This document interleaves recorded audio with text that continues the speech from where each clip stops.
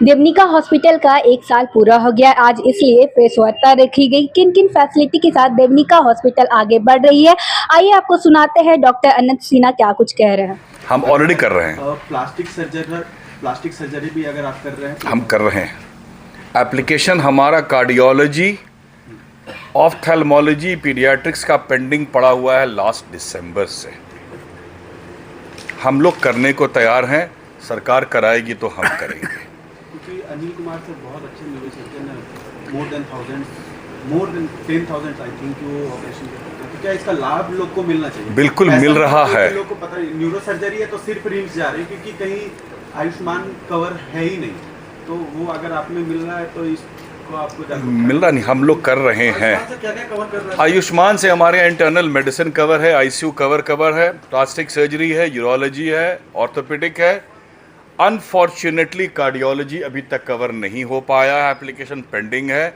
Ophthalmology हमने tie up कर लिया है डॉक्टर कश्यप हॉस्पिटल के साथ में, उनकी ऑलरेडी ओपीडी शुरू हो चुकी है हमारे यहाँ। अनफॉर्चुनेटली आयुष्मान नहीं मिला है तो गाड़ी आगे नहीं बढ़ पा रही है।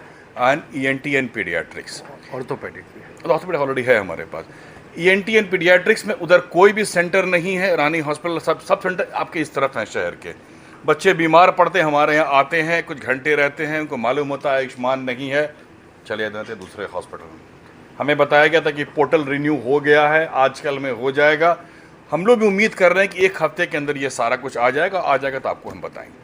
हम लोग आयुष्मान से करने को तैयार हैं। इससे बढ़िया स्कीम दुनिया में आज तक कोई नहीं बनी। आयुष्मान के पेशेंट अब जा रहे हैं अस्पताल में गए, मान लीजिए कार्डियक का प्रॉब्लम है तो वहाँ लोग बोला कि सुनिए कार्डियक हमारा है। दूसरे अस्पताल में गए, कहीं आँख का प्रॉब्लम है तो वहाँ वो नहीं है।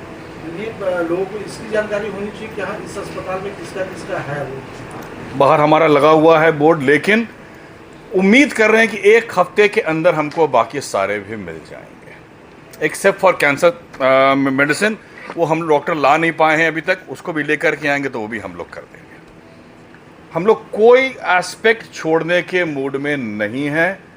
सब तरह के हमारे पास स्पेशलिस्ट हैं। थोड़ा सा सरकार भी प्रोएक्टिव हो जाए तो हमें कोई प्रॉब्लम नहीं होगी।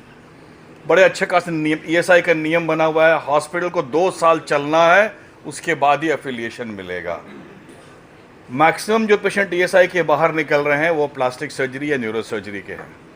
अनफॉर्चुनेटली हमारे पास नहीं पहुंच रहे हैं, पहुंचते हैं वापस चले जा रहे हैं, या कुछ अपना इलाज करा रहे हैं फिर अपना क्लेम ले रहे हैं वापस जा कर के। ये नियम अच्छे खासे बने हैं, लेकिन थोड़ा हम उस नियम से ऊपर उठ चुके थे।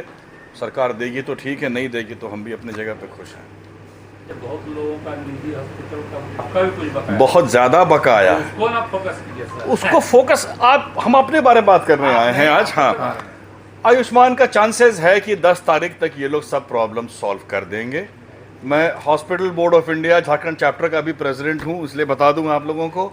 हल्ला हंगामा ज़ोर से हो रहा है, छोटे मोटे हॉस्पिटल्स की हालत ख़राब ज़रूर है, लेकिन सरकार ने आश्वासन दिया है, पर्टिकुलरली हेल्थ सेक्रेटरी ने।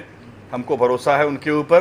पोर्टल सारा कुछ मॉडिफाई हो गया है, पोर्टल में अब पेमेंट दिखना शुरू हो जाएगा, तो चांसेस है 10 से 15 के बीच में लोगों को पेमेंट आने शुरू हो जाएगी। इसमें हॉबी भी होते हैं, यह नहीं कि नहीं होते हैं, लेकिन दूरी ना के बराबर है।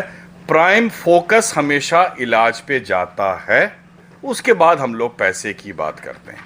वैसे भी 80% लोग आजकल कवर्ड हैं आयुष्मान में या सरकारी स्कीम्स में या टीपीए में। ये झगड़ा भी अब धीरे धीरे कम होता जा रहा है। एक रांची को आवश्यकता थी एक अच्छे हॉस्पिटल की। 250 बेड का हमारा प्लान है। अभी हम लोगों ने शुरुआत 125 से की है। आप सब आमंत्रित हैं देखने के लिए, और धीरे धीरे हम लोग इसको बढ़ाते जा रहे हैं। ऊपर में लिखा है हम लोगों ने, team work is the key to success. हर डिपार्टमेंट एक दिग्गज के हाथ में। Neurosurgery doctor Anil Kumar retire किए रिम्स से, वो आगे उनके बेटे के साथ में। मेडिसिन डॉक्टर जेके मित्रा हमारे साथ हैं, जूनियर्स भी हैं। हम लोग खुद देख रहे हैं प्लास्टिक सर्जरी। आईसीयू में हमारे पास 3-4 बिल्कुल यंग इंटेंसिविस्ट हैं जो दिन रात लगे रहते हैं पेशेंट्स के साथ में। और आपको सरप्राइज़ होगा कि अभी हमारा जो टर्नओवर है, दूसरे हॉस्पिटल निकल के लोग हमारे हॉस्पिटल में आ रहे हैं, बिकॉज आईसीयू हमारा बढ़िया ही नहीं है, इकोनॉमिकल भी है।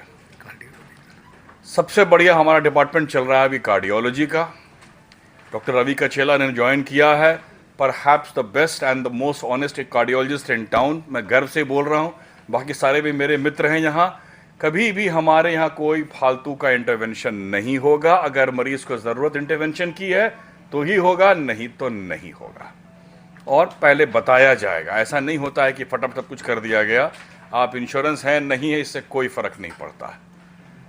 तो याद रखिए, फर्स्ट थिंग इज़ हम लोग ह्यूमन टच से काम कर रहे हैं। दूसरा, इलाज पे जोर दे रहे हैं। ये अभी तक का हो गया। अब फ्यूचर क्या है? 6 महीने के अंदर चांसेस है कि हम लोग अपना 250 बेड्स चालू कर देंगे, जिस तरह से हम लोग अभी ग्रो कर रहे हैं। हम लोग टीचिंग प्रोग्राम लाना चाहते हैं। डीएनबी के बारे में आप लोगों ने सुना होगा। Neuro surgery, plastic surgery, intensive care, उसको हम लोग बोलते हैं क्रिटिकल केयर, मेडिसिन, इन सब में हम टीचिंग प्रोग्राम ला रहे हैं ताकि हमारे जो बच्चे बाहर पढ़ने जाते हैं अब हमारे साथ ही ट्रेन होंगे, और ट्रेन होने के बाद हमारा ही हाथ बटाएंगे।